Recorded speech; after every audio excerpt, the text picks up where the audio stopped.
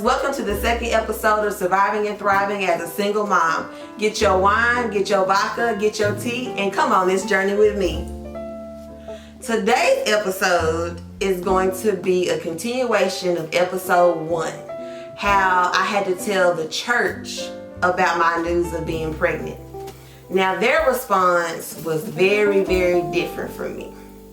Most church people, you get the frowns, you get the shameful looks, you get set down, put out the choir, put out the praise dance team, sit down, and they hide you and shun you from all the other people to show, okay, no, we're gonna hide you because you're not married and you're pregnant. My church, they were very loving. They were very encouraging. Anything I needed, they were right there with open arms to help me, to give me advice, because some of the women in our church experienced with being single moms, experienced with being pregnant at a young age. So that response was very good for me mentally. So that was one of the pluses of telling the people in my church.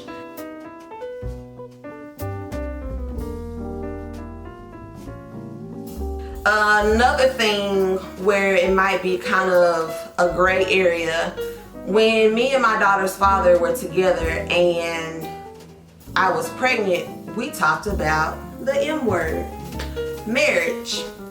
And we were gonna get married, we were looking at venues, we were picking colors, everything. But everybody but me were seeing all these red flags. Ladies, we know about these red flags that we see and ignore all the time. My mom pulled me to the side. She was getting ready in the bathroom. And she straight out, hey, you know you ain't gotta marry him just because you having this baby. And that statement right there, I didn't think about it, because growing up in church, you're taught wait to have sex till you're married.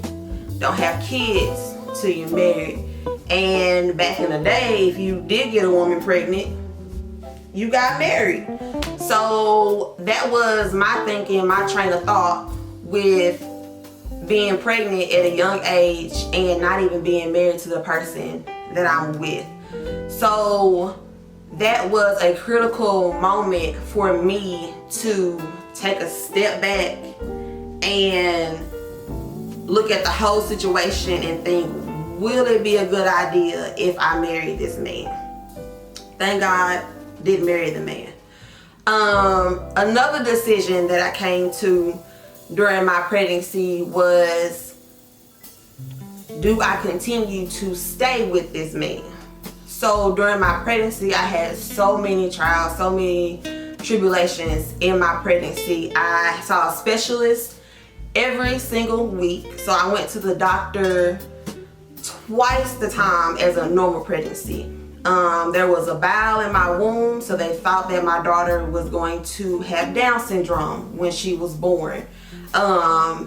During this time, baby daddy went to no doctor visit with me. Out of all the doctor's visits, there was only 2 that he went to. First heartbeat, find out the sex.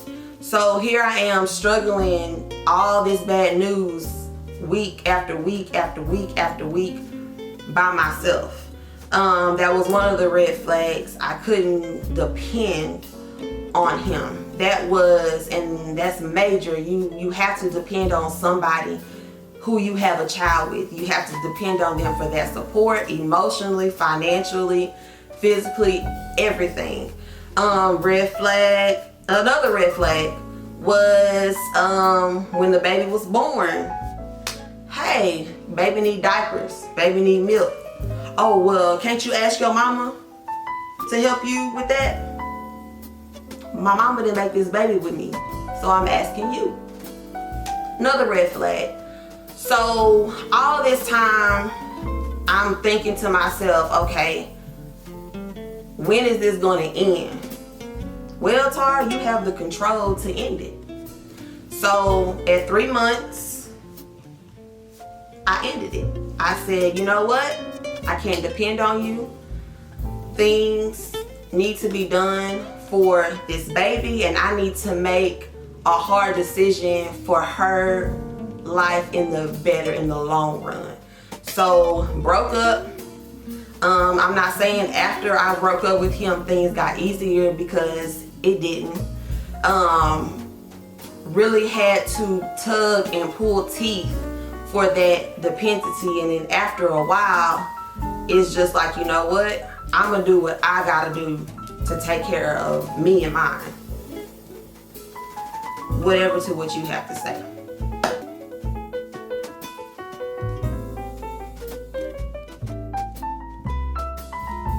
Ladies, pay attention to red flags. And I'm telling you this because I got pregnant again years later by another guy. Found out New Year's Day that I was pregnant, and we weren't even together. We broke up maybe a few months before, but we were still trying to work it out. I knew how he was with his kids. Didn't take care of his kids. He had 2 kids of his own that he really wasn't doing what he was supposed to do with them. Also, me and his relationship was very, very, very rocky. So I had to think for myself, okay, do I want to go through this again? Do I want to go through paying for daycare by myself? Do I want to go through buying milk, food, diapers, all of that by myself? And I chose no, I don't want to go through that again. So I decided to have an abortion.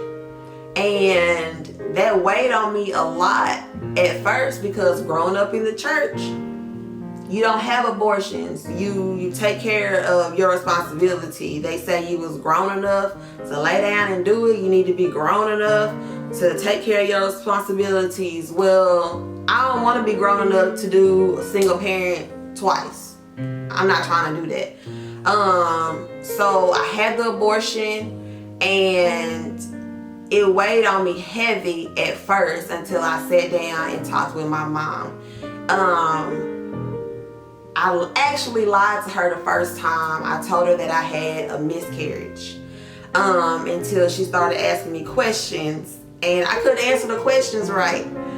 So I broke down and I was like, I didn't have a miscarriage, I had an abortion. And she said, why didn't you tell me you didn't have to go through that by yourself? I think you made a very wise decision by doing that. And when I heard that from my mom, it made everything just a lot calmer for me.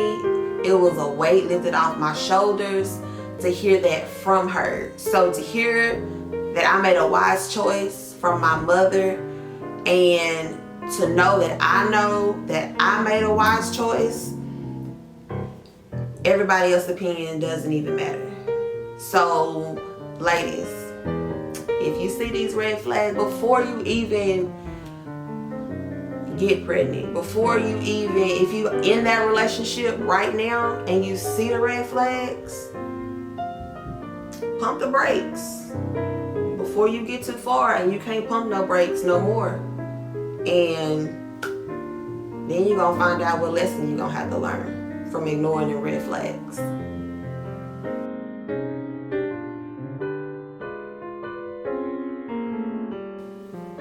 So ladies, please pay attention to those red flags.